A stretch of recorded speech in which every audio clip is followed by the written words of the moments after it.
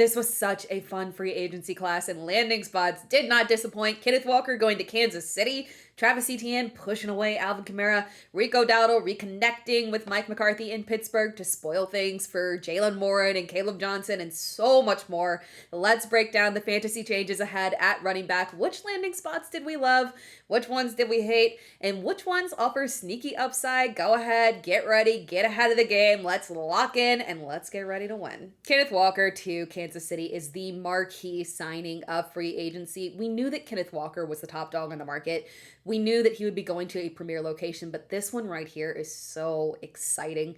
Now, I do caution we are not overreacting. We are reacting appropriately to this because there is really good news here. The Chiefs' run game has been an ugly committee for a few years now. I do believe a lot of that had to do with Matt Nagy, and he is gone. Thank you, Lord. Eric Bieniemy is back. He's a very effective coach when it comes to running back, so that is a positive. Now, the bad news here is that the Chiefs' running backs are naturally at a disadvantage in general because Patrick Mahomes prefers the ball in his hands at the goal line. Mahomes had the third highest fantasy points average in the red zone at quarterback in 2025, but how much of that was out of necessity because their running backs were underperforming? That is the big question. Kenneth Walker was given 3 down back money. I would expect that usage. And with a quarterback like Patrick Mahomes, who teams cannot afford to use stack boxes against, Kenneth Walker could absolutely have a field day here. Just be careful on the ADP. Travis Etienne to the Saints. This one surprised me a bit. I'm not going to lie. Clearly I am pro Travis Etienne, but I thought the landing spot would be Kansas City or Minnesota, who shockingly has not signed a running back yet, an additional running back. We'll get to that there in a second.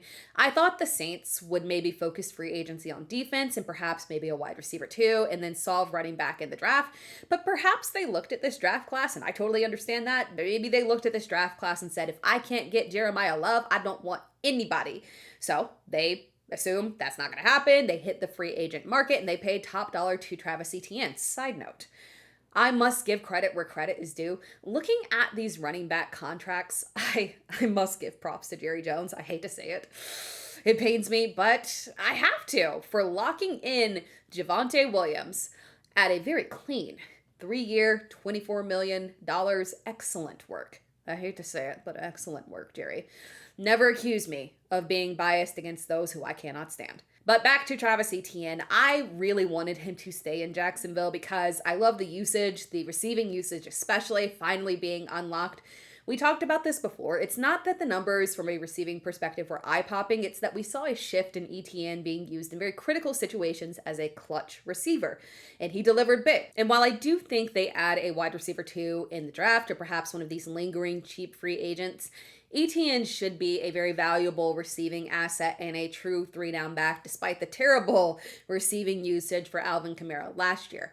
I do feel good about the Saints offense in general. Tyler Shuck showed excellent upside last year, particularly in supplying receptions and touchdowns that we desperately desired for Chris Olave.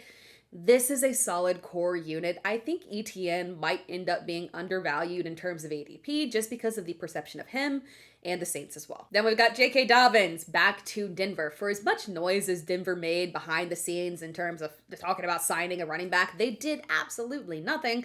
They retained J.K. Dobbins, which is cool for him. But for us, we don't want any part of this nonsense. It is nasty work from a fantasy perspective. Sean Payton clearly does not want RJ Harvey taking on a full season of a 3-down role. We've seen this backfield and we know exactly what it is, people. Dobbins will get plenty of carries while he is healthy, which will be like, I don't know, maybe like half a season if we're, in a good place there. While he is healthy, he is going to get the bulk of the carries and he won't get more than like 1 reception a game. So his ceiling is literally 15 fantasy points as long as he gets a touchdown.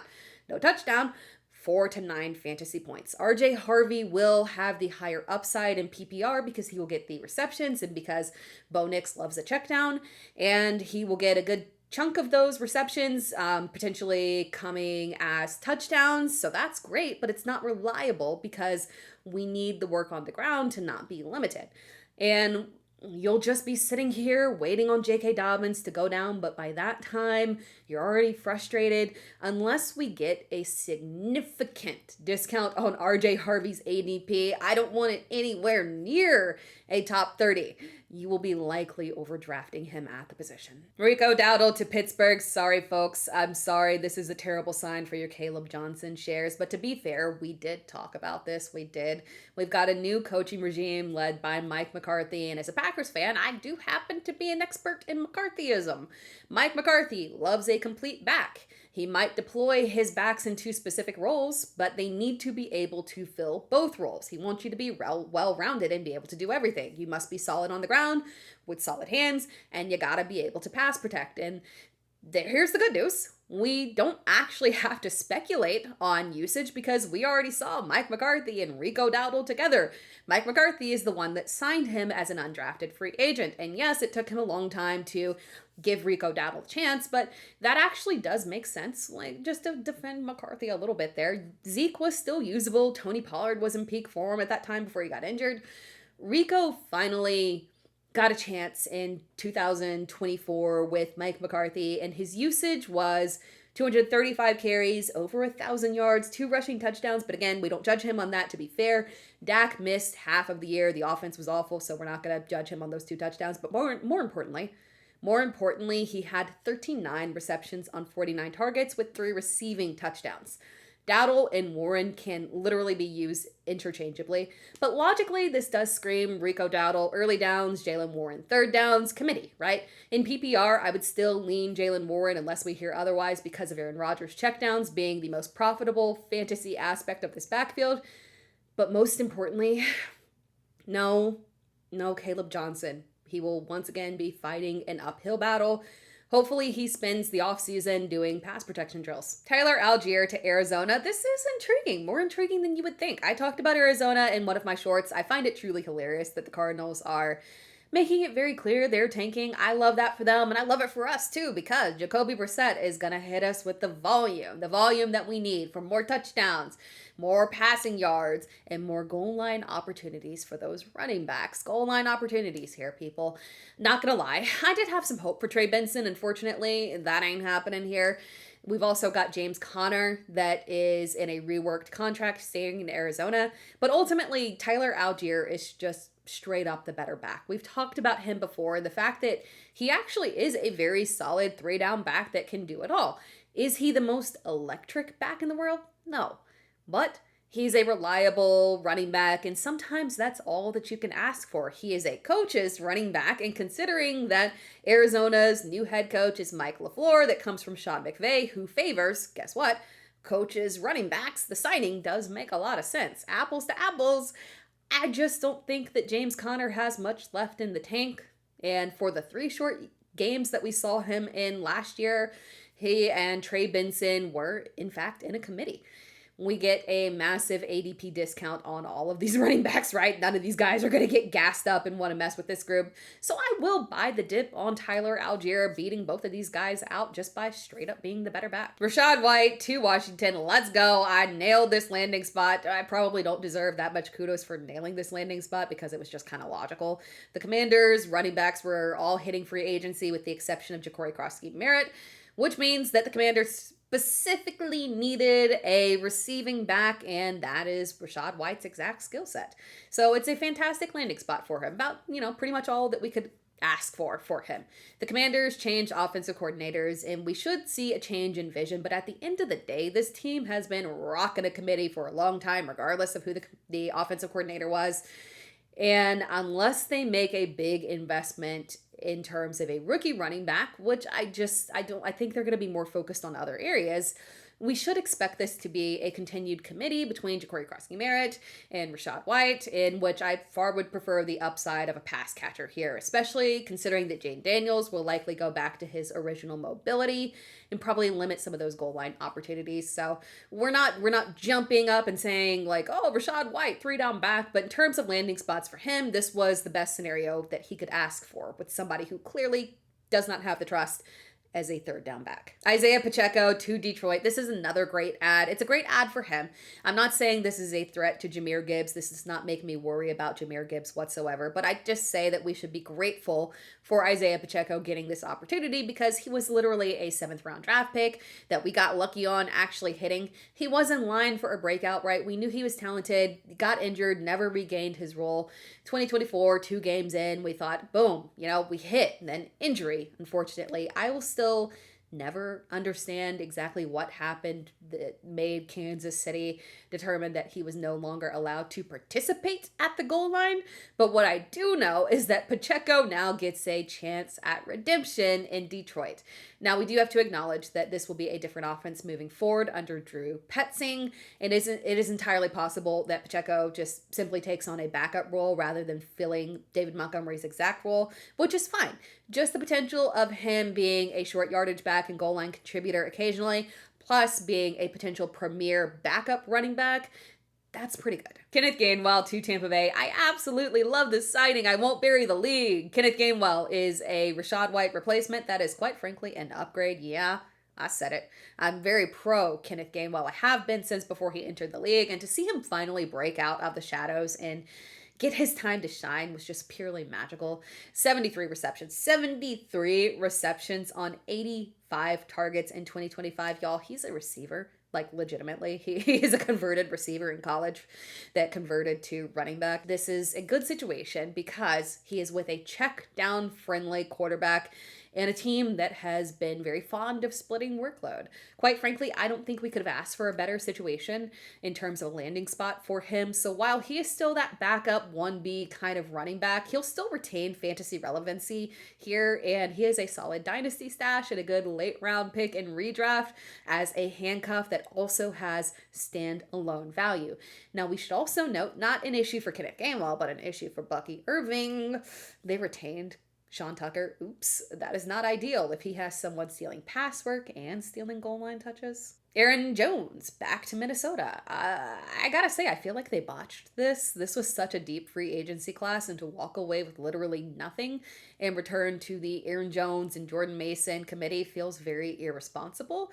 I have to imagine that they've got their eye on someone in the draft, but if they can't get Jeremiah Love, right? Because that's just pushing it way too much in terms of draft pick. For fantasy purposes, right now, this backfield is a flat out avoid. Don't do it. I don't care what the ADP is unless they draft a day 2 running back and anoint that as their guy, then we can jump in. But they gotta anoint him. Chris Rodriguez to Jacksonville.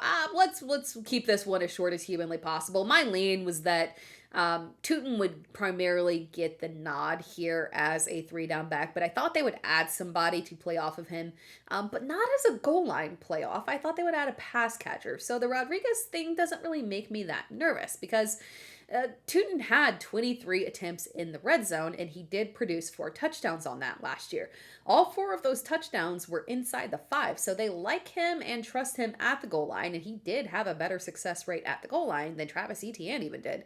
Tootin also had 2 receptions that produced 2 touchdowns in the red zone as well. He's not a big back, right? But at the end of the day, his build is similar to Travis Etienne, and Etienne had 65% of the carries inside the red zone, so I think he can continue on and have that workload, and they could trust him. It stands to reason that maybe Chris Rodriguez is just an insurance policy, and Tootin has a great shot at being a 3-down back here. Now, what is important for us to note here, I don't think it's Chris Rodriguez that we need to worry about. I think that we need to worry about the potential of a day 2 back that is a dynamic receiving back, because it's important to note that Bashal Tootin did not get a ton of receiving work. So that is what we need to watch out for. We don't know if they actually truly trust him in that aspect. But if we don't get that ad there, I'm not worried about Chris Rodriguez.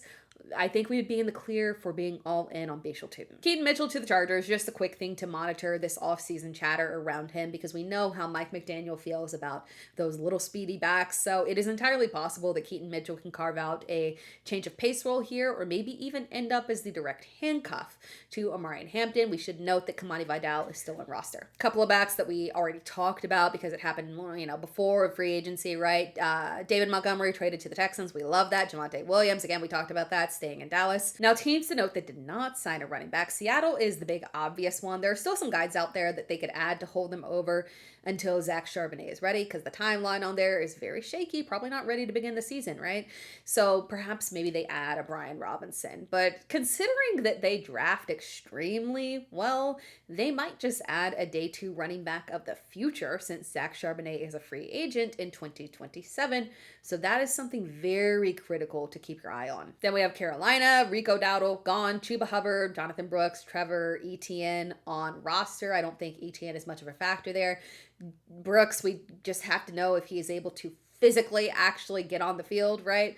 And then Chuba Hubbard lost his job mid-season to Rico Dowdle, got it back, but kind of not really, weird committee.